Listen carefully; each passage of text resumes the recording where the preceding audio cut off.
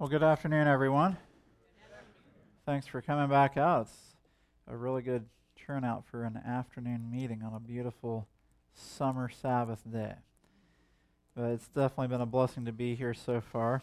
And why don't we have a word of prayer and we'll get right into the afternoon meeting. Father in heaven, we thank you for this day. We thank you for this Sabbath that we can spend time together. And I pray that you would bless us now as we go through these afternoon meetings. May we see a clearer picture of the things that are coming upon this world. I pray that you would bless us. In Jesus' name, amen. So this first presentation is going to be on Daniel 11. How many of you have spent any time studying the prophecy of Daniel 11? Yeah, a number of you. It's a very fascinating study, and the pastor asked me to mention this, and I'm glad to do so.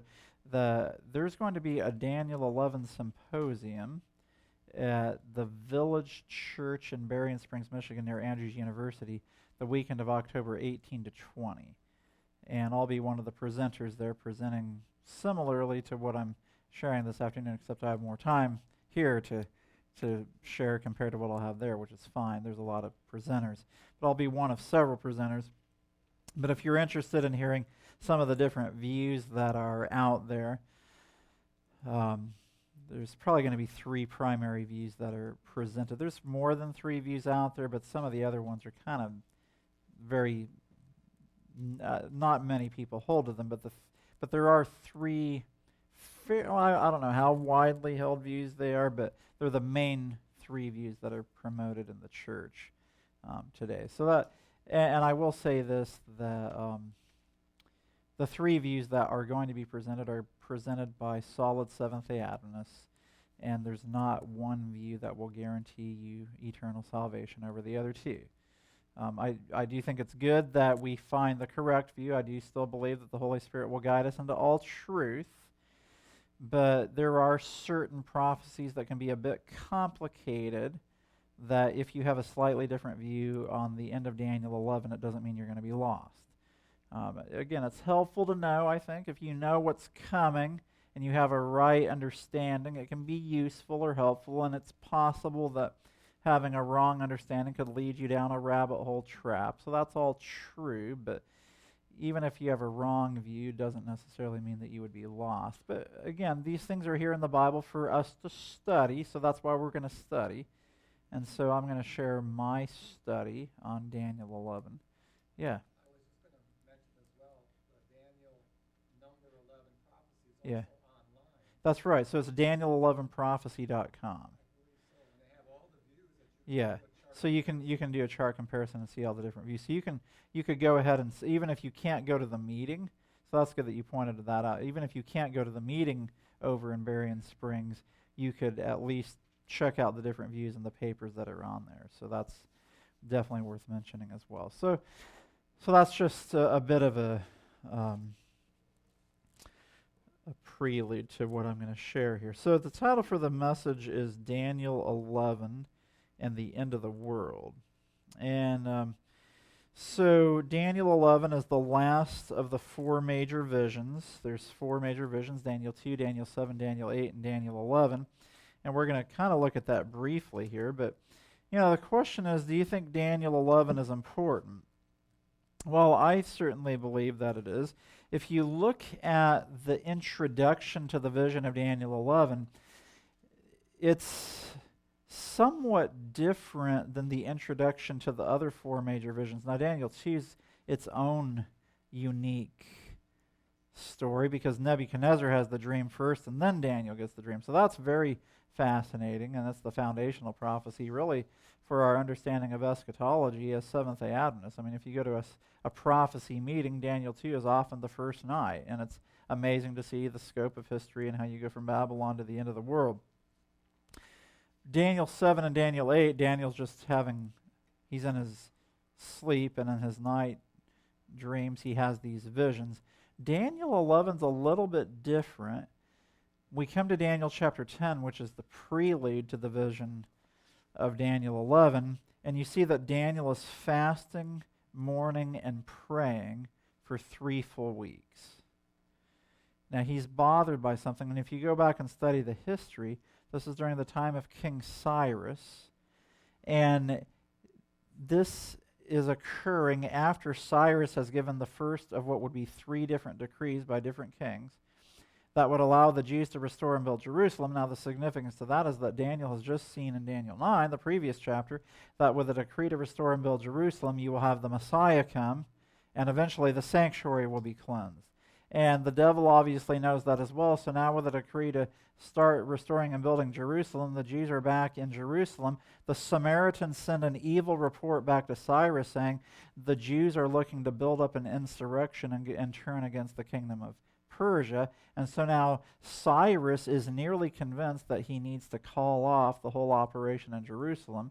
And so Daniel's greatly concerned, and he understands that the timing of the coming of the Messiah and then ultimately of the cleansing of the sanctuary, which will lead to the end of the world, will be delayed if the report from the Samaritans is acted upon by Cyrus. So he's fasting, mourning, and praying for 3 full weeks. And what he doesn't know is that at that very same time, Gabriel had been sent to answer his prayer. But the problem is that Gabriel couldn't turn the mind of Cyrus in favor of the Jews.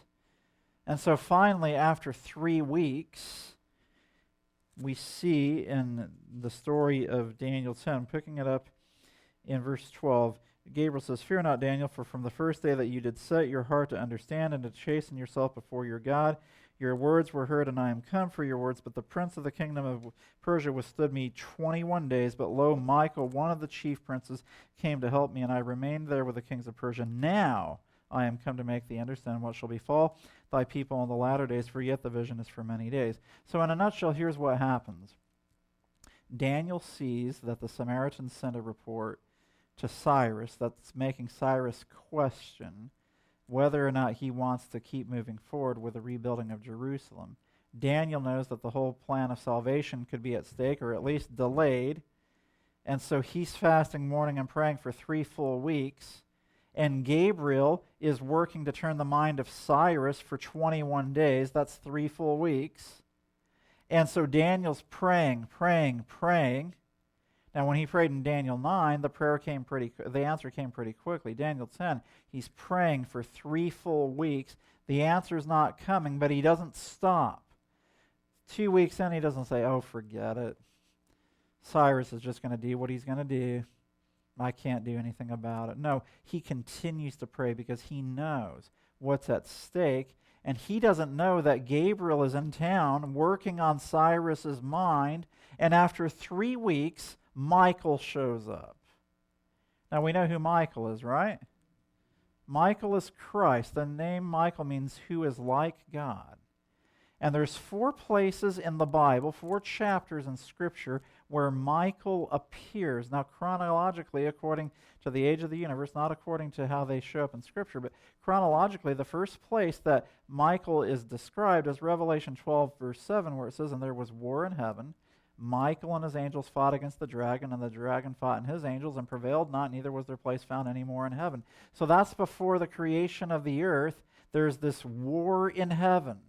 But then the war comes to this earth, and the next place we see Michael appear chronologically is in the book of Jude, which is the next to last book in the Bible. And in verse 9 it says, "Yet Michael," the archangel, so it says, "Yet Michael the archangel," so now we get that extra description. He's the archangel. "When contending with the devil, disputed about the body of Moses, durst not bring about against him a railing accusation, but said, The Lord rebuke thee." So Satan saying, "You can't raise Moses from the dead. I got him to sin. He struck the rock in anger. He can't come out of the grave. You don't have the right to resurrect him. You haven't even died on the cross yet if you're going to do such a thing."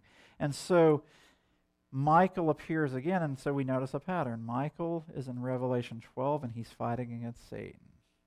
Jude verse 9, he's once again contending with the devil or fighting against Satan. Here in Daniel chapter 10, if we were to peel back the curtain and to see what was really happening, this is great controversy warfare where Satan instigates the Samaritans to send an evil report to Cyrus to try to delay the 70-week prophecy, which would bring us to the coming of the Messiah, the Prince, which would then ultimately take us to 1844 and the cleansing of the sanctuary, because Satan knows the longer he delays that, the more time he has. And so Satan is working with all of his might and his power to get Cyrus to turn against God's people. And Gabriel comes down from heaven to work against the purposes of Satan to get Cyrus to be on the side of God's people. And after 3 full weeks, we're stuck in a draw. Gabriel replaced Satan in heaven. Satan didn't lose his power when he left heaven. So Gabriel is Satan's match with respect to power, and after 3 weeks they fought to a draw. And the entire time Daniel is praying. And after 3 weeks, I can just imagine looking in the heavenly courts, the Father and the Son look at each other and they say, yep, Daniel's done it again. We don't need to make him wait any longer to answer his prayer. And so Michael himself, Christ, comes down and he turns the mind of Cyrus. You can read about it in Ellen White's statements. I don't have the quote with me. But the rest of the time that Cyrus was king, God's people had no trouble from the Samaritans, and that decree paved the way for then a decree from Darius and then ultimately Artaxerxes that allowed Jerusalem to be restored and built. But if it had gone the other way, everything would have been delayed. So this is a great controversy warfare. Now there's one other place that Michael appears in Scripture, and it's connected to the same vision, but it happens at the end of the world. And it's Daniel chapter 12, verse 1, where it says, "And at that time shall Michael stand up, the great prince, which standeth for the children of thy people. And there shall be a time of trouble such as never was since there was a nation, even to that same time." And what's happening there is when Michael stands up, it symbolizes, yes, the close of probation, but it also symbolizes the final victory in the great controversy between Christ and Satan. And we're going to build up to that as we go through the prophecy of Daniel 11. So now that I've painted that picture, and you see that there's a great controversy warfare that was going on, and Daniel's concerned about the decree going forward so that the Messiah could come. But here's what happens. After 21 days, if you go back to Daniel 10, we jump back. After the 21 days, after Daniel's finished his prayer, verse 4 says, "He was by the side of the great river which is Hiddekel." This would be the Tigris River. "And he lifted up his eyes, and behold, a certain man clothed in linen." This happens to be Michael. This is the pre-incarnate Christ who now appears to Daniel in vision once he's turned Cyrus's mind in the right direction. And then, verse 6, we see that his eyes are lamps of fire, his arms and feet like in color to polished brass, the voice of his words like the voice of a great multitude. This is the same description as the Son of Man in Revelation chapter 1. And then, verse 7, Daniel sees this vision that Christ reveals to him. So Christ or Michael comes and turns the heart of Cyrus in the right direction, and once he has Cyrus squared away so that the purposes of God can move forward, now Christ or Michael reveals to Daniel the last great vision in the book of Daniel. So does that make you excited to want to know what the vision's about? Christ himself reveals the vision. This is a vision of great significance, and in fact, it's so significant because it took 3 weeks of prayer to get there, where Satan is working with all of his might to keep the purposes of God from moving forward. And because of Daniel's faithfulness and prayer, the purposes of God move forward with the decree. But not only that, then Daniel gets more light with another vision. So that makes it even more significant. This is a very important vision. Now, I'm not here to say that it's more important than any other of the other visions. I believe they all build upon each other. But I believe it is of great significance, and it builds upon the others. And it's certainly worth our study. So that lays the foundation for what we're going to share. Now, I'm going to give you a bit of an overview of the book of Daniel to see how Daniel 11 fits in with the other visions. we're going to spend just a few minutes on some of the highlights of the first 30 verses, but the main thing we're going to look at are the last 15 verses, because that's really where the meat of the prophecy comes from. Now, the slide that you see on the screen, and I don't know how well you can see it. Let me see what it looks like for you. So if you have good eyes, you can kind of see what that says. But basically, on that screen, you have 4 columns of the 4 major visions. And in a nutshell, I'm assuming that most of you have studied the 4 major visions and the sequence of kingdoms, so I'm not going to spend a lot of time on this. This is just something that I assume you already have a basic understanding of. This is a basic overview of the 4 major visions of Daniel, but here's what we're going to focus in on. We're going to especially focus in on the bottom row, which shows how all of these visions are related to each other. Now, briefly, we understand Daniel 2, you have the head of gold, the chest and arms of silver, the belly and thighs of brass, the legs of iron, the feet of iron and clay, and then a stone strikes the image. Daniel 7, you have a lion, a bear, a leopard, a dreadful beast with teeth of iron, and then a little horn. And then you see the judgment scene in heaven. Daniel 8, you have a ram, you have a he-goat, you have a little horn, and then you see the cleansing of the sanctuary. And in Daniel 11, you start off with the kings of Media and Persia, and then you get Alexander the Great, and then you have the division of Greece into the king of the north and the king of the south, and then you see that pagan Rome replaces pagan Rome replaces Greece as the king of the north, and then papal Rome replaces pagan Rome as the king of the north, and then Michael stands up and probation closes. Now, one further point of information that's worth mentioning, people get confused as to why when you get to Daniel chapter 8, Babylon is no longer one of the kingdoms in power. And we know that Babylon is missing, and because we start with a ram, and then we have a he-goat, and then there's the little horn. And in Daniel 8, 20 and 21, it says the ram which you saw are the kings of Media and Persia, and the rough goat is the king of Greece. So we know that Babylon is gone, and yet there's 15 more years of Babylon after the vision of Daniel 8. People say, oh, well, we were at the end of Babylon, that's why Babylon's missing. That's actually not true, and here's why Babylon is missing. When you look at the vision of Daniel 8 and you see 2 heavenly beings speaking to each other in verse 13, the question is, how long shall be the vision concerning the daily sacrifice and the transgression of desolation to give both the sanctuary and the host to be trodden underfoot? And the answer is unto 2,300 days. Well, the question is, how long shall be the vision? And the word for vision is the Hebrew word hazon, and that word hazon means what you can see. There's a second word for vision later in that chapter, mareh, which means what you can hear. And the question is, how long is it going to take for what we've seen? In simple modern-day English, in verse 13, the question is, how long is it going to take for what we've seen? And the answer is 2,300 days. Then shall the sanctuary be cleansed. Well, here's the interesting thing. What kingdom did the 2,300-day prophecy begin? Medo-Persia, right? 457 BC, which was right smack in the middle of the Medo-Persian kingdom.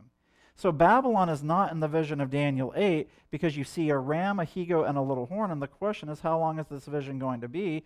And Babylon was not part of the time period of the 2,300 days, but Medo-Persia was. So you start with Medo-Persia because that's when the 2,300 days begins, and then that takes you all the way through Medo-Persia, Greece, pagan, and papal Rome down to 1844. Just a little snippet of information that you might find useful. That's a slight diversion into Daniel 8, but let's get back to the big picture. In these 4 major visions, you see the kingdoms of this world followed by an end-time apocalyptic event. And in Daniel chapter 2, the kingdoms of this world come to their conclusion when a stone strikes the image, becomes a great mountain, and fills the whole earth. That is a description of the second coming of Jesus. So Daniel 2 leads us to the second coming of Jesus. But Daniel 7, after the same sequence of kingdoms, the end-time apocalyptic event is not the second coming of Jesus. It's actually the beginning of the judgment in heaven. And based on our understanding of how the judgment and the sanctuary in heaven been cleansed are connected, we understand that's 1844. And we understand that we get to 1844 because Daniel 9 and the decree to restore and build Jerusalem gives us the starting point that connects to the 2,300 days. And so we can do all of this stuff off the top of our head, I'm assuming. If you can't, well, go back and figure it out. But I'm just giving you stuff that I'm assuming you mostly know. So sequence of kingdoms, Daniel 7, judgment. Sequence of kingdoms in Daniel 8, cleansing of the sanctuary in heaven. Again, that's 1844. Daniel 11, you have the sequence of the kingdoms of this earth, but at the end of that, Michael stands up, which is the close of probation, which takes place just before Jesus comes back. Now here's what I want you to see, and this is the big picture of Daniel. And I'm a big picture kind of a guy, and my belief is that if you see the big picture first, then you might avoid chasing rabbit trails when it comes to things like Daniel 11. Not that people are bad if they have created a rabbit trail, they're sincere. But anyway, Daniel 2 tells us that Jesus is coming again. We don't know when that's going to be. No man knows the day or the hour of the coming of Jesus. We can know the time period. We know that Jesus could come at some point after 1844. But all we can say is that Daniel 2 tells us that after the sequence of the kingdoms of this world, Jesus is coming back. But then Daniel 7 tells us that in order for Jesus to come back, there must be a judgment in heaven first. And that began in 1844. Daniel 8 then tells us, yes, Jesus is coming back, but there had to be a judgment in heaven first. And Daniel 8 tells us that in order for the judgment in heaven to finish, which began in 1844, the sanctuary in heaven must be cleansed. And Daniel 11 then tells us when the sanctuary in heaven is cleansed, probation closes, Michael stands up, and Jesus comes back. So you see a connection to the four major visions. Jesus is coming back, yes, Daniel 2 tells us, but Daniel 7 tells us no, but before he comes back, there will be a judgment in heaven first, which began in 1844. And Daniel 8 tells us that in order for the judgment in heaven to finish, the sanctuary in heaven must be cleansed. And Daniel 11 tells us that when the sanctuary in heaven is cleansed, Michael stands up and probation closes. Does that make sense? Now, here's the thing then. Here's why I have a problem with making the end of Daniel 11 about a Middle East regional conflict. Because, and again, people who believe this are not bad people. They're good Seventh-day Adventists. But my belief is that if that's our big picture, then the end of Daniel 11 would be telling me about the events that happen just before Jesus comes back that correlates with God's people being cleansed from sin in their lives. Does that make sense? So that the struggle at the end of Daniel 11 is not a geopolitical struggle between Middle East powers or the papacy and a Middle East power. Yes, the papacy is involved, but he's going after God's people with an attempt to destroy them with a decree that will cause them to receive the mark of the beast so that they won't receive the seal of God, so that they won't be cleansed from sin. And yet God will have a people on the earth who will not receive the mark, who will not be overrun by the king of the north, who will be cleansed from sin, and who will give a message that will destroy the king of the north. And then Michael stands up to deliver them when the final crisis of all the ages hits. And so it's a spiritual struggle between the power that Satan works through versus God's church that God works through. That's the big picture of the book of Daniel. And again, the book of Daniel, the name Daniel itself means God is my judge. And so you see this element of judgment when you come to the end of each of the four major visions. So hey, even if you don't remember anything else that I say about Daniel 11, if you could remember that big picture that I just shared about the four major visions and how they're all connected, you could go back yourself and start filling in the pieces and see how they connect. That the four major visions are all connected. And so there's not this new vision in Daniel 11 that has some new idea that you'll not find anywhere else in the rest of the book of Daniel or in the book of Revelation. That Daniel 11 simply builds upon all of the other visions that came before it, and it's harmonious with the book of Revelation, and it fits with our standard understanding of end-time Bible prophecy. Now, let's run through briefly some of the highlights. So in verse 1 of Daniel 11, we see Darius the Mede. Verse 2, we see Xerxes. Then we have Alexander the Great in verse 3. And then eventually we have the division of Greece into four sections after Alexander's death. And again, I don't really want to spend a lot of time on this, but you see in this picture that Ptolemy, who was one of the four generals of Alexander, ends up down in the south in Egypt. He becomes the king of the south. You have Seleucus. He had the Seleucid Empire. he's to the north, and then you see the arrows. He eventually conquers the two other generals, Lysimachus and Cassander. So Seleucus becomes the king of the north, Ptolemy becomes the king of the south, and you see that gold or yellow star in the middle of the picture. That's the territory of God's people, known as the glorious land. And they get caught in the middle between the king of the north and the king of the south. Now, the names of the kings for the king of the north were either Antiochus or Seleucus, and the name for the king of the south was always Ptolemy. So, you've heard of Antiochus Epiphanes. He was one of the kings of the north. Now, some people say he's the little horn. That's impossible. But because the ram waxed great, the he-goat waxed very great, and the little horn waxed exceeding great. The ram of Medo Persia was over 200 years. The he-goat of Greece was a couple hundred years roughly, 150 years maybe. Very great. And then the little horn, exceeding great, and you're saying Antiochus Epiphanes for 6.5 years is exceeding great? That doesn't make any sense. So that's preterists for you. And as Adventists, we don't need to be preterists in the slightest. But Desmond Ford tried to become a preterist and say he was still an Adventist, and that just didn't work out very well. So those are the four divisions of Greece. That's how you get the king of the north, king of the south. We keep moving. There's many battles between the king of the north and the king of the south, the Seleucid Antiochus dynasty versus the Ptolemaic dynasty. One story worth mentioning in verse 6, it talks about in the end of the years, they shall join themselves together, for the king's daughter of the south shall come to the king of the north to make an agreement, but she shall not retain the power of the arm, neither shall he stand nor his arm, but she shall be given up, and they that brought her, and so forth. This is a story of the king of the north and the king of the south saying, hey, instead of fighting each other, why don't we become aligned? And so the king of the south said, hey, I'll send my daughter Berenice up to you, and you can marry her, and then we'll be family. Isn't that great?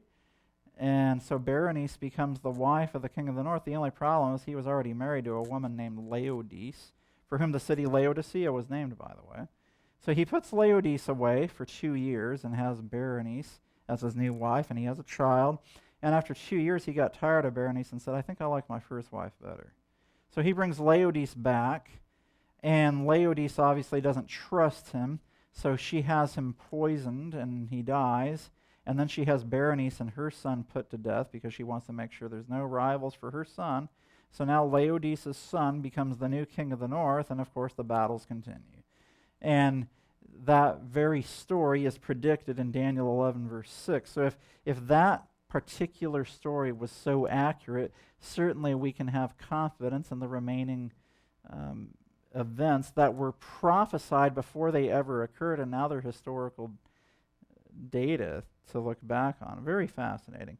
And we keep moving forward. Daniel 11:16, Pompey defeats Antiochus the 13th, and so pagan Rome becomes the king of the north. Pompey enters into the glorious land. This is the territory of God's people. Then we see in verses 18 and 19 the death of Julius Caesar. It talks about how he, in verse 17, he talks about how he had the daughter of woman corrupting her. That's when Julius Caesar and Cleopatra came together, but then they eventually were not on the same side. Then Julius Caesar comes back to Rome. Verse 19, he stumbles and falls and is not found. That's when he is murdered in the Roman Senate. Verse 20, we see Caesar Augustus as the raiser of taxes, which correlates with Luke 2:1, when Jesus' parents had to go to Bethlehem as part of this taxation, and so it led to the fulfillment of prophecy of Jesus being born in Bethlehem rather than Nazareth. And so we keep going, and then we have Tiberius Caesar. There's the Roman League with the Jews. And some people say, well, how come you're jumping back in time? Well, again, Daniel 10:14 says, now I'm come to make you understand what shall befall your people in the latter days, for yet the vision is for many days. The focus of this vision really is how it relates to God's people. So the king of the north and the king of the south were threats to the people of God. And so now we're jumping back in time. The only league you're going to find that was made with God's people was the Roman League with the Jews in 161 BC. And then we move forward from there where we have a final struggle, verses 25 through 28, where Caesar Augustus initially was very close to Mark Antony. Mark Antony was married to Caesar Augustus' sister Octavius, But then Mark Antony went down to Egypt on the king's business, and he met Cleopatra, and then he falls in love with Cleopatra, and now Mark Antony becomes the king of the south. This leads to the final battle of Actium, September 231 BC, which Caesar Augustus soundly defeated Mark Antony and Cleopatra. There's more detail we could talk about, but I'm not here to really talk about that per se. King of South is not seen again until Daniel 11 verse 40, where he makes a push at the king of the north. So we'll talk about that. Now, Ellen White, so we've gotten through the history part that isn't very well known. Most people haven't studied that history, but it's worth mentioning. It's there. You understand that history so that you can follow the stream of history through Daniel 11. Now we're going to see what Ellen White says about Daniel 11, because Ellen White famously has very little to say about Daniel 11. It doesn't mean that she doesn't have anything to say, and what she does have to say is worth paying attention to. Now, this first statement is fairly general, but it's worth mentioning. Testimonies to Ministers, pages 112, 113. The light that Daniel received from God was given especially for the last days. The visions he saw by the banks of the Ulai and Hiddekel, so that's the Euphrates and Tigris rivers, the great rivers of Shinar, or Babylon, are now in process of fulfillment, and all the events foretold will soon come to pass. And then the next one, Testimonies, Volume 9, page 14. The world is stirred with a spirit of war. The prophecy of the 11th chapter of Daniel has nearly reached its complete fulfillment. Soon the scenes of trouble spoken of in the prophecies will take place. Now that statement is 3 pages after her famous statement that I read this morning, Testimonies, Volume 9, page 11, where she says, great changes are soon to take place in this world, and the final movements will be rapid ones. So there seems to be perhaps a connection between the end of the prophecy of the 11th of Daniel and the final movements being rapid. And what I would say is that, yes, there's an unfulfilled portion of Daniel 11, and I believe that it will be fulfilled very rapidly as the final movements take place. But Ellen White actually has a more extensive statement that's similar to Testimonies Volume 9 that is worth looking at. This is Manuscript Releases, Volume 13, page 394, and my understanding of this statement is that this statement actually helps to provide an interpretive template for understanding the unfulfilled portion of Daniel 11. And in fact, what I'm going to say from here on out, because I don't have all day to talk at that meeting in Berrien Springs, that symposium, and I'm going to be talking to a bunch of guys that have studied Daniel 11 up and down and backside and over, so I'm just going to jump right into right here, and they'll know exactly what I'm talking about. But I laid the foundation for you so that you'll know what we're looking at. But this is what I'm going to be sharing when I go to the symposium, that here's a statement that I believe provides an interpretive template that helps us to understand the part of Daniel 11 that's not fulfilled. So let's look at it. Manuscript Releases, Volume 13, page 394. We have no time to lose. Troublous times are before us. The world is stirred with a spirit of war. Soon the scenes of trouble spoken of in the prophecies will take place. The prophecy in the 11th of Daniel has nearly reached its complete fulfillment. Now, that's basically identical to the statement in Testimonies, Volume 9, page 14. For whatever reason, the rest of that statement was left out from the testimonies. That might have helped, but the Lord has his hand over everything. So for whatever reason, the rest of the statement that we see here in this manuscript is not in the testimonies, but it's very, very interesting what she says here. She goes on to say, much of the history that has taken place in fulfillment of this prophecy will be repeated. So that raises a question for me. Which history? Is that not a good question? If she says much of the history, she doesn't say all of the history. So please don't go back and make Daniel 11 from verse 1 through the end a repetition. No, she just says much of the history that has taken place in fulfillment of this prophecy will be repeated. Now here's the thing. That tells me it's already happened. It's not part of the prophecy that's going to happen again that will then be repeated. It's already been fulfilled and is now history. And that history will be repeated. But not all of the history, just much of the history that has taken place and fulfillment of the prophecy will be repeated. Then she goes on to say, in the 30th verse, a power is spoken of that. Now she's quoting the Bible directly. So I want you to get Daniel 11 out, open up your Bible, and notice what she does here. So get your Bible out, look at Daniel 11, and in verse 30, she starts quoting where it says, that shall be grieved and return and have indignation against the holy covenant, so shall he do. He shall even return and have intelligence with them that forsake the holy covenant. Now, this is a new power that's being spoken of here. And through the end of verse 29 and the first part of verse 30, pagan Rome is still the king of the north. But now she's introducing a new power. And this new power becomes the king of the north. But now notice what that slide does. You see how in brackets it says Daniel 11:31 to 36 quoted? Well, the White Estate, in order to save paper, doesn't write out Daniel 11:31 to 36 in the quote. They just say, oh, she quoted it.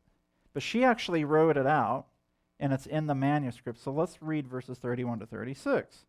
It says, an arm shall stand on his part, and they shall pollute the sanctuary of strength, and shall take away the daily sacrifice, and they shall place the abomination that maketh desolate, and such as do wickedly against the covenant shall he corrupt by flatteries, but the people that do know their God shall be strong and do exploits, and they that understand among the people shall instruct many, yet they shall fall by the sword and by flame, by captivity and by spoil many days. Now when they shall fall, they shall be helping with a little help, but many shall cleave to them with flatteries, and some of them of understanding shall fall to try them and to purge and to make them white, even to the time of the end, because it is yet for a time appointed, and the king shall do according to his will, and he shall exalt himself and magnify himself above every god, and shall speak marvelous things against the God of gods, and shall prosper till the indignation be accomplished, for that is determined shall be done. And then she stops quoting. Do you know what era of history that's describing? What era of history is 31 to 36 describing? The 1260 years. This is the dark ages of papal persecution, where they would persecute God's people by the flame, by captivity, by spoil, by the sword. They would go against the covenant, and this would continue even until the time of the end. So interestingly, Ellen White says there's this new power that's spoken of. This is the papal power. And she quotes this section. Now, for those of you who have studied Daniel 11 and the different views, I'm going to go ahead and mention them now. There is the Uriah Smith view that you can still read in the book Daniel and the Revelation. It hasn't been changed. It's there, and the view is that Turkey is the king of the north. But before Turkey is the king of the north, Uriah Smith makes revolutionary France the king of the north, starting in verse 36. And my friends who will be with me at this Daniel 11 symposium, one of the three views being presented will be this view that Turkey is the king of the north, and they also agree with Uriah Smith that revolutionary France is the king of the north, starting in verse 36. So they believe that the papacy is the king of the north from last half of verse 30 through 35, as Uriah Smith did, and then they make revolutionary France the king of the north, 36 to 39, and then Turkey becomes the king of the north in verse 40, and then somehow at the end, Michael will stand up to deliver God's people whose names are found written in the book based on a conflict between Turkey and what happens in Jerusalem and that kind of thing. Here's the problem with that. And if you simply, well, I'll say this for them. If you simply stuck to Daniel 11 as being strictly literal, you could kind of see their argument. But here's the problem. Here's one problem with the argument. Ellen White introduces this power, and she quotes all the way through verse 36, so she doesn't change the power. It's this new power introduced in verse 30 that persecutes God's people, and verse 36 describes him as the king. This is the king of the north, who exalts himself and magnifies himself above every god and shall speak marvelous things against the God of gods. This is the same little horn power in Daniel 7, who 4 separate times in Daniel 7, it says of the little horn, he shall speak great words. and he had a mouth speaking great things. You see it in Daniel 7:9, Daniel 7:11, Daniel 7:19 or 20, and Daniel 7:25. And the most famous is Daniel 7:25, where it says, he shall speak great words against the Most High, and shall wear the saints of the Most High, and shall think to change times and laws, and they shall be given into his hand until the times, and the dividing of time. Please don't tell me that the king in verse 36 is revolutionary France. That is the papacy speaking great words against the Most High, trying to change the law of God. Now, I'm not mad at these people, and I don't think they're bad people for saying such a thing. I'm just saying that is the same thing as Daniel 7:25. So that's just one point worth mentioning. But let's get back to this quote. The question is, which history is going to be repeated? Ellen White says, much of the history that has taken place in fulfillment of this prophecy will be repeated. And then she quotes 30 to 36, and some of the more skeptical will say, well, she didn't say specifically that it's going to be this history that she just quoted that's going to be repeated. She just says much of the history that has taken place in fulfillment of the prophecy will be repeated, but she sure didn't specify which history it is. Well, but guess what? The quote's not over. Notice the very next sentence. Scenes similar to those described in these words will take place. So guess what? 30 to 36 is the history that will be repeated. You see that? So much of the history that has taken place in fulfillment of this prophecy will be repeated. Then she quotes 30 to 36, and then she says, scenes similar to those described in these words will take place. That's fascinating. Then she says a few other things about how Satan is gaining control of human minds, and then she quotes Daniel 12:1 to 4, so she leaves out the portion of Daniel 11 that is yet to be fulfilled, which is 40 to 45 in her day, the last half of 40 to 45, and then she goes to the part that will happen when the end of the world takes place. So here is my belief. I believe that the last half of verse 30 through verse 36, and really through 39 and into verse 40, provides a template to understand the unfulfilled portion. So here's the key elements that take place in 30 to 36. They have intelligence for those who forsake the holy covenant. And verse 31 is especially important. Verse 31 says, arms shall stand on his part. This is a military power offering assistance to the papacy.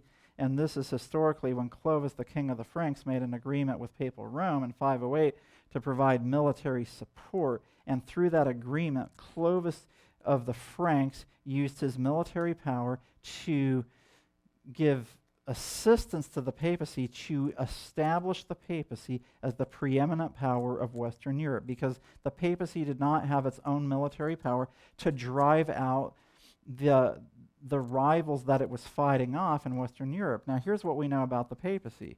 In Daniel 7, it's the little horn that comes up among the beasts that has 10 horns, and when that little horn comes up, 3 of the horns are plucked up by the roots, meaning they are annihilated. But the papacy didn't do that on its own. It did so through the military power described in Daniel 11:31 that stood on his behalf. So it was Clovis of the Franks who helped to annihilate those 3 horns that were plucked up by the roots, who were the Ostrogoths, the Vandals, and the Heruli. And you remember that about Daniel 7, the 3 horns plucked up by the roots. Well, this correlates with Daniel 11:31. It's just more detail. Daniel 11 is giving us more detail than Daniel 2, 7, or 8. So then we see that by 538, there's a decree from Justinian that makes the Bishop of Rome the head of all the churches. So now then we get a union of church and state, which is the abomination of desolation. So you have military power 508, union of church and state 538. You see the abomination of desolation also described in verse 31.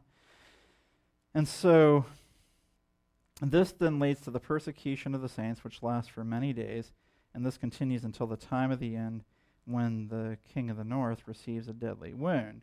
So Ellen White says, much of the history that has taken place in fulfillment of this prophecy will be repeated. Scenes similar to those described in these words will take place. Here's the template that I believe takes place. There's a military power by proxy that assists the papacy, which then leads to the abomination of desolation, which is the union of church and state. The abomination of desolation, which is the union of church and state, is followed by the persecution of the saints, which takes place over the 1260 years, and finally there's a deadly wound. That's going to be the template that we'll see in the last 5 verses. So let's see how history repeats. So what I believe that as history repeats, we're going to see a military power that will support the papacy. This will lead to a union of church and state, which will lead to the persecution of the saints, but eventually the papacy will come to his final end. So, and sorry about how the exporting this to PowerPoint threw the atheism off. But anyway, so how do we then show in verse 40, where it says, in verse 40, so if you go to verse 40, it says, at the time of the end shall the king of the south push at him. Now, the time of the end, if you look at verse 35, starts when the persecution ends, because the persecution says continues until the time of the end.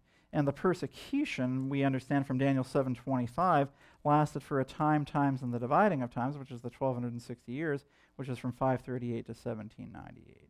So the time of the end, at the time of the end, the king of the south makes a push at the king of the north, who's the papacy. And the word push in the Hebrew is the Hebrew word nagak, which means to gore. So like an ox or a bull has a horn, and he takes that horn and pushes it into his opponent with the intent to kill. So when the king of the south pushes at the king of the north, it's not like, hey, get out of my way. No, it's with the intent to kill. It's taking your horn into your opponent with the purpose of putting it to death. So this describes the deadly wound at the time of the end. Now, again, to my friends who are out there, then there's the other view. The other view is that Islam is the king of the south, and that the time of the end somehow is 1844, so somehow they don't see 1798 as being the time of the end. And then they say sometime after 1844, Islam will attack Christianity, and that will lead to the end of all things. But again, it turns into a geopolitical struggle. And then the people who believe Turkey's the king of the north say, well, Turkey and Egypt were fighting each other in 1798. So they're in agreement that 1798 is the time of the end, but again, it's a geopolitical battle. So this is where Ellen White makes the statement, the books of Daniel and Revelation are one.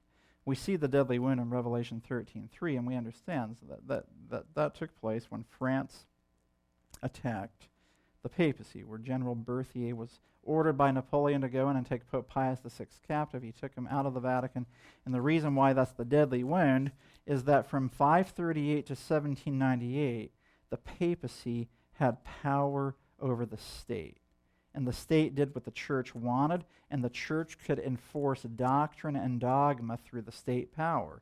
But after 1798, when the Pope was taken captive, yes, there were more popes elected after that, but since 1798, the papacy has not been able to get the nations of this world to enact doctrine or dogma through civil legislation, and so the deadly wound continues. Some people say it ended in 1929. That was probably the beginning of the healing of the wound, but the wound will not be healed until we have a Sunday law, when doctrine will be enforced again through civil legislation. So we have this event in 1798 where atheistic France attacks the king of the north, the papacy, but some may wonder, how do you prove that atheism or atheistic revolutionary France is the king of the south? Well, it just so happens that the king of the south in the first 30 verses was Ptolemaic Egypt, literally south of Israel. But in Revelation 11, verse 8, revolutionary France, which is described as a beast that comes up out of the bottomless pit, is described spiritually as Sodom and Egypt. So now we're describing a spiritual struggle here. Now some may say, how can you do this? Well, here's a few things. We're going to see that in verse 41. We have the glorious land to deal with. That was the territory of God's people in the first 30 verses. But from the very book of Daniel itself, we see that the Jews ceased to be God's people. Their probation closed after the 70 weeks. So you can't call literal Israel at the end of the world the glorious land as the territory of God's people when they ceased to be God's people after 34 AD. That's not the glorious land anymore. God's church becomes his territory. And just as literal Egypt was the king of the south in the first 30 verses, now you have a spiritual, symbolic representative of the territory of the south, known as France, which is spiritually Sodom and Egypt. Ellen White tells us in the book Great Controversy 269, speaking of atheism, Pharaoh demonstrated the spirit of atheism when he said, "Who is Jehovah that I should obey him?" Those are the words of Ellen White. That's the atheism of Egypt that was reborn in France. And then after France, the king of the south continued as the communist Soviet Union in Eastern Europe. Now some people say, oh, well, France renounced its atheism in 1797, and by 1798 it was no longer atheist. But that's not true, because Revelation 11 shows that this beast came up out of the bottomless pit in that era, and it didn't go back in. It's one of the end-time powers that goes after God's people. So in the first 30 verses, you have a literal king of the north and a literal king of the south, and God's people get caught in the middle. At the end of the world, you have a spiritual king of the north, the papacy, and a spiritual king of the south, atheism, that both attack God's people from different sides. Now, I'm just going to say something here. He who has an ear, let him hear and have wisdom. Be careful about throwing your allegiance to political parties. Here's why. The Democratic Party is clearly aligned with the principles of the King of the South, and the Republican Party is aligned with the principles of the King of the North. And both are against God's people. And sometimes you'll see elements from both sides that can either help or hurt the cause of God's people, but at the end of the day, both are in opposition to the God of heaven. So don't throw your weight behind your favorite political party. That's not where you're going to be delivered. So anyway, France gave birth to the idea of atheism. And it's probably worth mentioning, you may wonder, why did God allow the papacy to reign for 1,260 years, and finally at the end of that you have the French Revolution? You know, wouldn't 500 years have been good enough? Why did we need 1,260 years? Well, think about it this way. You have the true Christ of the Bible and of prophecy, and you have Antichrist. The papacy represents Antichrist. Christ had a literal ministry on this earth for 3.5 years. And at the end of the 3.5 years, he is crucified on the cross. He suffers a deadly wound, and while he's on the cross, the principles of his government are fully seen for the universe to understand. And after he dies and is buried, he is resurrected. The deadly wound is healed. The papacy, who the dragon gave his power, seat, and authority to, reigned not for 3.5 literal years, but 3.5 prophetic years. So Christ showed in 3.5 literal years, this is what God is all about. And Satan says, wait a minute, you got to give me my chance. So God says, okay, here's your chance. And for 3.5 prophetic years, which was 1,260 years, the papacy does what it does. And at the end of those 1,260 years, just before 1798, we have this beast coming up out of the bottomless pit, which is atheistic France, and the French Revolution, which was from the fall of 1793 to the spring of 1797, which was a godless society worshiping the goddess of reason. It was anarchy. There were guillotines. There was friends turning on friends to get to the top. People couldn't trust each other. Nobody knew who was on whose side. It was the reign of terror. It was horrible. Now here's the deal. It took that long for the principles of Satan's government to be fully demonstrated. And if you want to know what heaven would have become like if Satan had defeated Christ, the French Revolution is what heaven would have been like. Angels would have turned on angels. There would have been a heavenly guillotine, if you want to call it such a thing, in a reach to try to get to the top, and eventually angels would have turned on Satan to try to put him out so they could get to the top because they would do better than him, and all of that. It would have been utter, awful anarchy. And after 1,260 years, God could look to the universe and say, do you have any question now as to why I'm vindicated to begin a judgment on the kingdoms of this earth? So you have the kingdoms of this earth, as we talked about, and here you have the kingdoms of this earth, and there's a judgment that takes place after the kingdoms of this earth, because Satan demonstrated through his control of these kingdoms, as personified especially through the papal kingdom, and as seen fully in the fruit of atheistic France, that this is what the character of his government was all about. And so then, that's where the Advent movement comes in. Then God raises up the Advent movement to say, I'm vindicated to begin the judgment because of what happened through the papacy at the end with the French Revolution. But then God says, I will be vindicated to end the judgment when my second Advent movement is a demonstration of me. So anyway, so let's keep moving here. So that's the deadly wound, 1798. The Communist Manifesto, written by Karl Marx, was written in the year 1844 in Paris, France. That gave rise to the Russian Revolution. And then we see that the King of the North will make a comeback against the King of the South. And he does it in the last half of verse 40 with chariots, horsemen, and many ships. Interestingly, the first thing that the papacy did in 508 to gain ascendancy in Western Europe was through a military power by proxies. And the thing that we see in the rise of the papacy, again, as the deadly wound begins to heal, is that he has a military power by proxy. History repeats itself. Remember, Ellen White says much of the history that has taken place in fulfillment of this prophecy will be repeated. Here we see history repeating itself. And so then,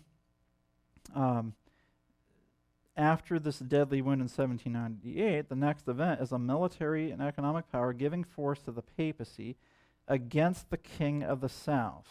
And the question is, have we seen any nation form an alliance with the papacy since 1798 that has led to the demise or the weakening of the atheistic King of the South? Now, the Communist Soviet Union was the leading power that was the face of atheism for many, many years during the Cold War. Can we look back now in history and say, hey, you know what, something significant happened prophetically that led to the weakening of the Communist Soviet Union through a military and economic power by proxy, working in harmony with the papacy to weaken communism? Have we seen that happen? February 24, 1992, in Time magazine, Carl Bernstein of Watergate fame, he and Bob Woodward were the reporters that worked on Watergate, wrote an article in Time magazine, and he reported on the first meeting that occurred between President Reagan and Pope John Paul II on June 7, 1982. This was a meeting that occurred for 50 minutes, nearly 1 hour. And Bernstein describes what took place and the alliance that was formed in this meeting as one of the great secret alliances of all time. And what Reagan and John Paul II agreed upon was that they would use the economic and military power of the United States with the political influence of the papacy to bring down the Soviet Union. And they started off by building up the Solidarity movement in Poland through the leader of the Solidarity movement known as Lech Walesa. Now, some of you may remember him. I still remember as a kid seeing Lech Walesa on the evening news. This was all created by Reagan and the Pope working together to create a movement in Eastern Europe that would eventually lead to the demise of communism. And you had Protestant America and Catholic Europe working together in harmony to lead to the downfall of the communist Soviet Union. One of Reagan's most iconic moments of his presidency, June 12, 1987, he says, "Mr. Gorbachev, tear down this wall." He's standing in front of the Brandenburg Gate, and as the story goes, before the speech, his advisors all saw the line in the speech, and they said, "You got to take that out. That's going to create instability. Don't say it. Don't do it." And Mr. Reagan looked back at all of them and said, "Who's the president, you or me?" He's like, "I'm the president," and the line stays in the speech, and he said it. And sure enough, 2 years later, the Berlin Wall came crashing down, and by 1991, the Communist Party of the Soviet Union had come crashing down. And amazingly, by 2004, when John Paul died, you had the president at that time, George W. Bush, along with the First Lady, the former President Bush, the former President Clinton, and the Secretary of State Condoleezza Rice all attend the funeral, and they kneel in front of the dead body of the Pope. Whatever happened to Protestant America? And interestingly, just as it was the territory of France that initially built up the papacy in 508 and then administered the deadly wound in 1798. Now you have a new superpower, this time Protestant America, using its political and military influence to give support to the King of the North so that the King of the North can make a comeback against its spiritual adversary, the King of the South.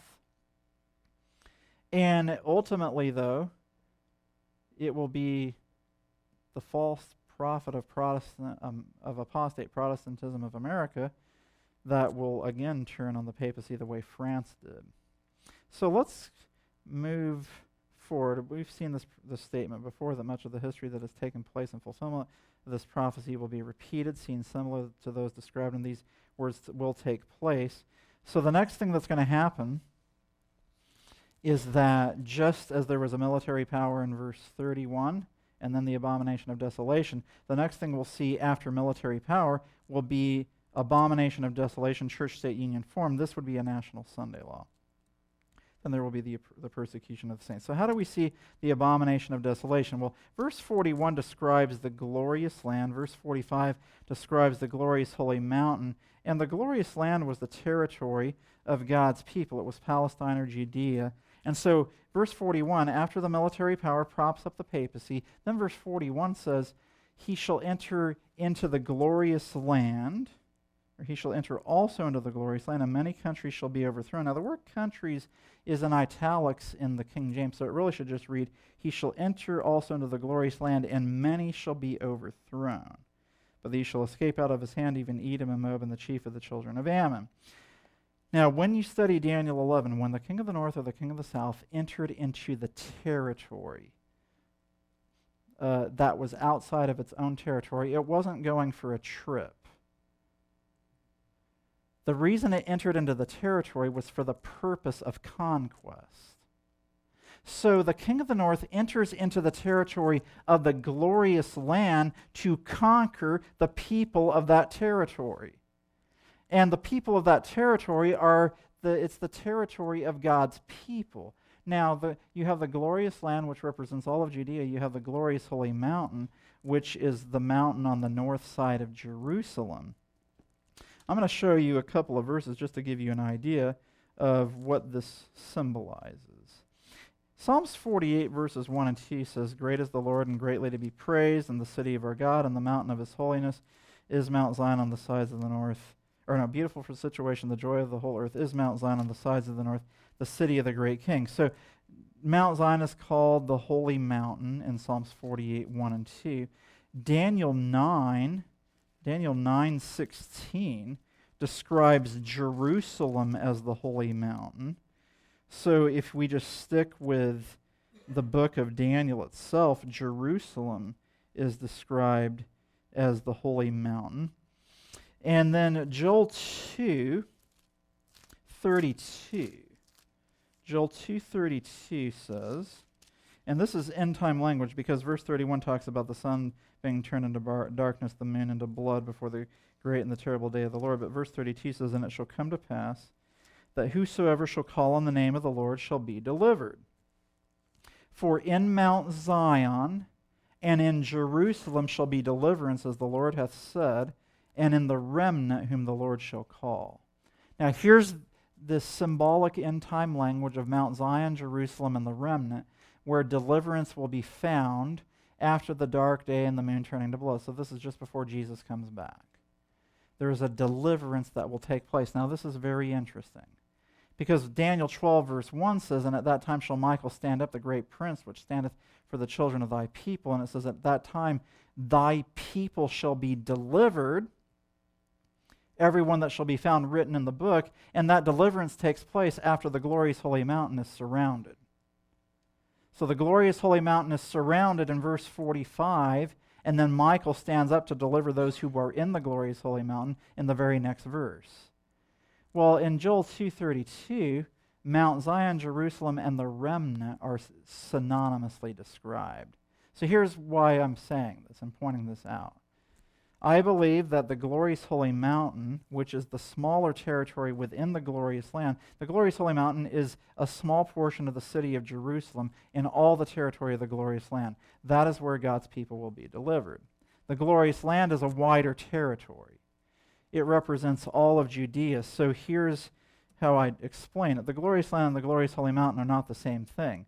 The glorious holy mountain is in the glorious land, but we're here close to Green Bay, Wisconsin. You could be in Green Bay and you're in Wisconsin, but if you're here in Little Swimac, is that how you pronounce it? Swamac? Sorry, my bad. I'm not a local. Little Swamac. Swamico. Wow, I'm really off. Okay. Little Swamico. You're in Wisconsin, but you're not in Green Bay, right? So Green Bay and Little Swamico are different places in the same state. So the glorious holy mountain is a small portion of the entire glorious land, but there's a wider territory beyond the glorious holy mountain that the glorious land encompasses. So here's what I believe. The glorious land represents the territory of all God's professed people. Galatians 3:29 says, "If you be Christ's, then are you Abraham's seed and heirs according to the promise." So I believe the glorious land represents the territory of Christianity, that's not Catholicism, in the final crisis. And when the King of the North enters into the territory of the glorious land, and this would include Adventism is part of that. When the King of the North enters into the territory of the glorious land for the purpose of conquest, the way the King of the North conquers the territory of Christianity is by enforcing a law that causes God's professed people to make a conscious decision to go against the law of God, because you do realize that right now, worshiping on Sunday is not the mark of the beast. You realize that, right? It only becomes the mark of the beast when there's a law that enforces it. So right now, you have many of God's professed people in the other first-day churches who don't know any better, and that's why we have an end-time message that says, "Come out of her, my people, that you be not partakers of her sins, that you receive not of her plagues," and the plagues are for only those who receive the mark of the beast. So they only receive the mark of the beast if they consciously accept the Sunday as a law that's okay above the law of God.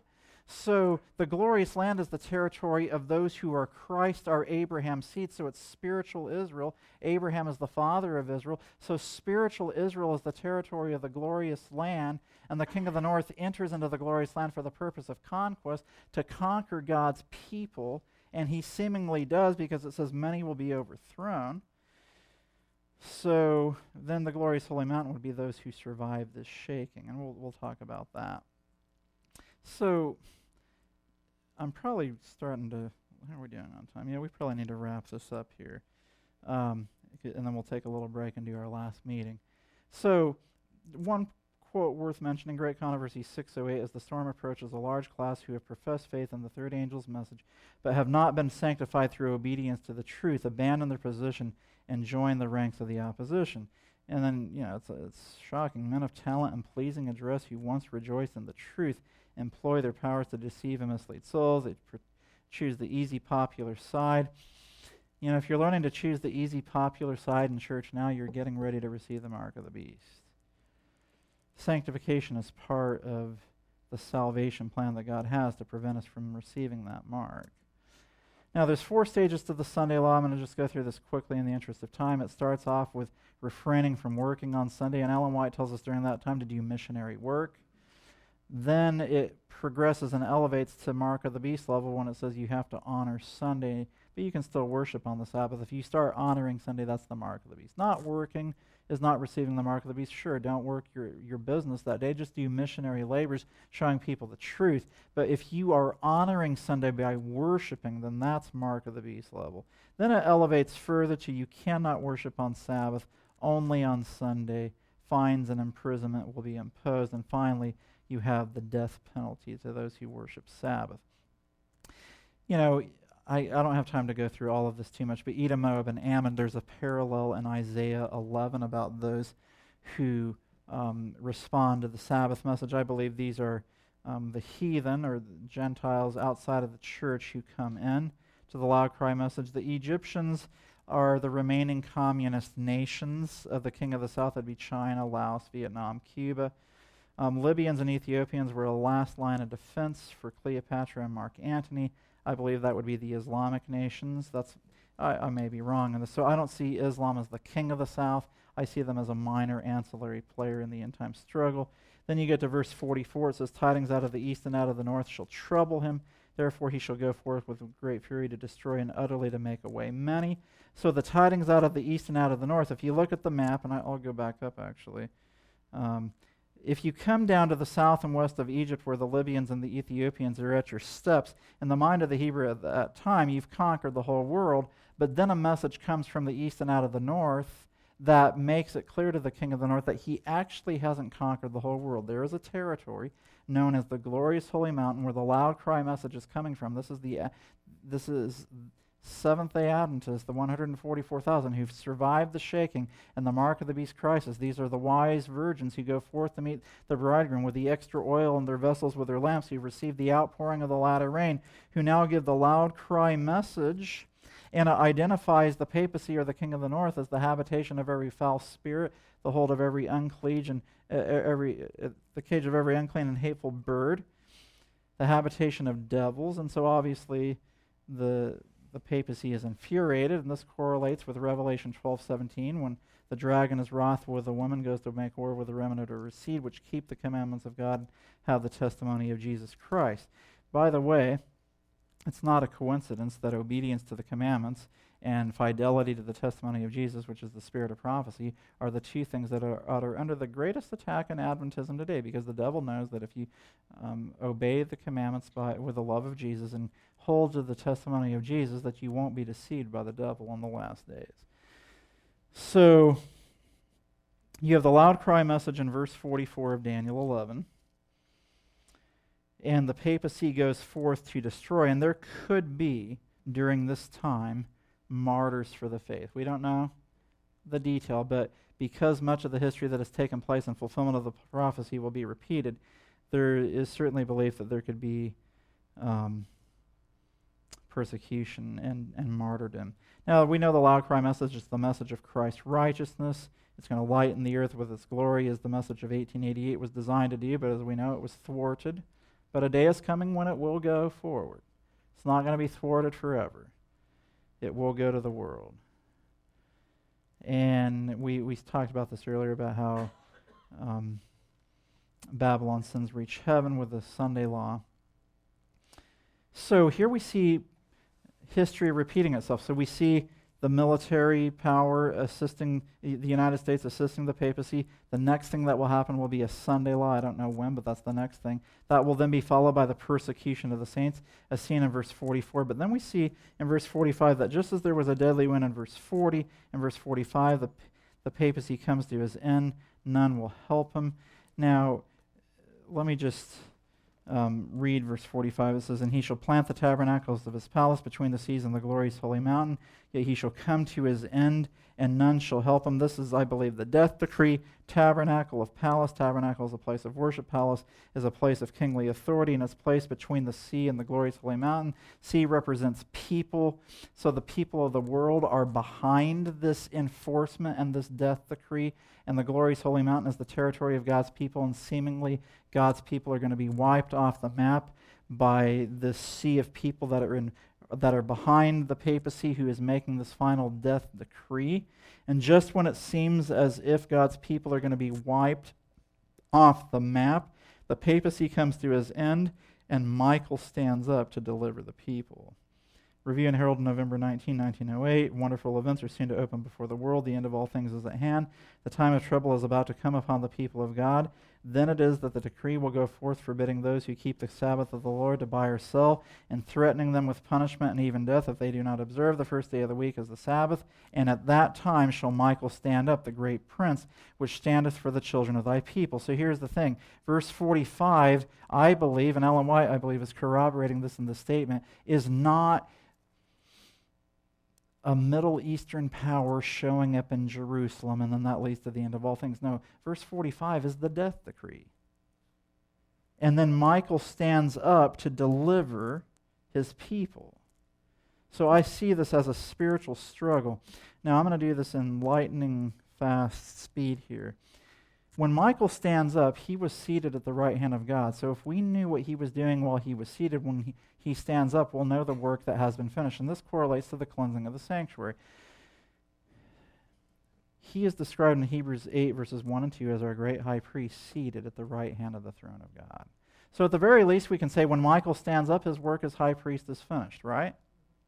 Well, what was he doing as our high priest? Hebrews 8:6 says he's the mediator of a better covenant, which was established upon better promises. And Hebrews 8, verses 9 through 12 says that as the mediator of the better covenant, he is working to write his law into our hearts and minds. So would it be fair to say that when he finishes his work as the mediator of a better covenant, and if he writes his law into our hearts and minds, he will have a group of people who keep the commandments of God? And that's not legalism if he does the work in us and he writes his law in our hearts. So he was seated at the right hand of God, but when he stands up, he will have a commandment-keeping people. Not only that, Hebrews 12, 1 and 2 says he's the author and finisher of our faith, and we are told to run with patience the race that is set before us, laying aside every weight and the sin which does so easily beset us. Then we're told to look unto Jesus, the author and finisher of our faith, who for the joy that was set before him endured the cross, despising the shame, and is set down at the right hand of the throne of God. So we're encouraged to run with patience, or as the King James says, New King James says, run with endurance the race that is set before us. And then it says Jesus endured the cross. We don't say he patienced the cross, but it's the same word in the Greek, just past tense. So we are to run with patience, and Jesus endured the cross. And then he is set down at the right hand of the throne of God. Now, how he got to the right hand of the throne of God is, he says to the Laodicean church, we talked about last night, to him that overcometh, will I grant to sit with me in my throne, even as I also overcame and am set down with my Father in his throne. So Jesus endures the cross, he overcomes, he exercises faith, and he gets to the right hand of the throne of God. And so you see the faith of Jesus on the cross. We're going to talk about that in our next presentation. We're going to see, and I'll just give you the preview for the next hour. What we're going to see in the next hour is that Jesus personifies the third angel's message on the cross, and you'll see that explicitly. So here's the amazing thing. Jesus is the author and finisher of our faith, seated at the right hand of the throne of God, working to help us run with patience the race that is set before us. He's the author and finisher of our faith, helping us to exercise the faith he exercised. So when he stands up, he will have a group of people who have patience and the faith of Jesus. And so the bottom line is this. When Michael stands up, he is standing up from being seated at the right hand of the throne of God as our high priest and as the author and the finisher of our faith, and he will have finished a work of writing his law into our hearts and minds and of helping us to run with patience the race set before us, helping us to exercise the faith that is needed. Now, here's the thing. Remember, I said Michael appears in Scripture whenever there is great controversy, warfare with Satan. And here's what's happening at the end of Daniel 11 and the beginning of Daniel chapter 12, verse 1. Satan has said ever since his fall in heaven, God's law is arbitrary, it's not fair, it cannot be kept. He was a perfect being in a perfect environment, and even he couldn't keep the law of God. And look at all of these billions of humans that haven't been able to keep the law of God. You made a bad law, God, it's not good. Sure, Jesus kept the law, but he was God, and how does that prove anything anyway? And so God can look down, and at the end of the great controversy crisis, as the devil, who gives us power, seat, and authority to the papacy, who is the king of the north, enters into the territory of God's people, and the devil says, I'm going to show you, God, that your people will not be faithful. They will not keep the law of God. They will not be a demonstration of your character. I'm going to wipe them off the map with a man-made law that will demonstrate they don't have faith to believe in your promises. And just when it seems like they're going to be wiped off the map, they're giving up a message under the power of the Holy Spirit. So now the devil gets angry. He's like, oh, I better just wipe them out. It's at that time that Michael stands up, and he stands up, number one, because he's finished his work of writing his law into our hearts and minds and of giving us patience and faith, so he can now say, here they are. Here is the patience of the saints. Here are they that keep the commandments of God and the faith of Jesus. And now he has a demonstration of his final victory in the great controversy against Satan, where he can point to a group of people who came from the weakest group of people in the worst period of history that has ever lived. And he has turned them into a demonstration of his character. And he can say to Satan, what do you have to say now? The great controversy is over, and at that time, thy people shall be delivered, everyone that shall be found written in the book. That's the end of the great controversy. Isn't that powerful? And that's why I believe Daniel 11 is not about a Middle East regional struggle. I believe it's about a spiritual struggle that demonstrates how the sanctuary in heaven comes to the end of its cleansing so that Michael can stand up and finish his work as our great high priest, and then Jesus will come back as King of Kings and Lord of Lords. So I hope that even though this was a really quick overview of Daniel 11, at least it gives you something to think about and go back and study as you put the pieces together. And so as I wrap up, I'll just remind you, Daniel 2, 7, 8, and 11 are connected. Daniel 2 shows us that Jesus is coming again, but Daniel 7 shows there must be a judgment in heaven first. Daniel 8 shows that in order for the judgment in heaven to finish, there must be the sanctuary in heaven must be cleansed. Daniel 11 shows us that when the sanctuary in heaven is cleansed, probation closes, Michael stands up, Jesus comes back, and the end of all things takes place. It's all connected. So you see the big picture of Daniel, then you fill in the detail. Amen? Why don't we have I'm going to have a word of prayer. We'll take a 10 to 15 minute break, and then we have one more presentation. Father in heaven, thank you for making prophecy clear. We thank you for the more sure word of prophecy that is the light that shines in a dark place. Thank you that you have given us a roadmap for what is coming upon the world, and as we see that we have nearly reached the completion of the prophecy of the 11th of Daniel, I pray that we would be ready for the end of all things. As we see what is coming upon the world, we see that the very next thing is going to be the King of the North entering into the glorious land, which will be a Sunday law, which will cause the 10 virgins to wake up. We don't know when it's going to happen, but it could be soon. And I pray, Lord, that we would be ready and that we would have that oil in our vessels with our lamps so that we would have the patience of the saints, the commandments of God, and the faith of Jesus as part of who we are. Thank you for your love to us, and may we be faithful to you and be found ready when you come. I pray this in Jesus' name.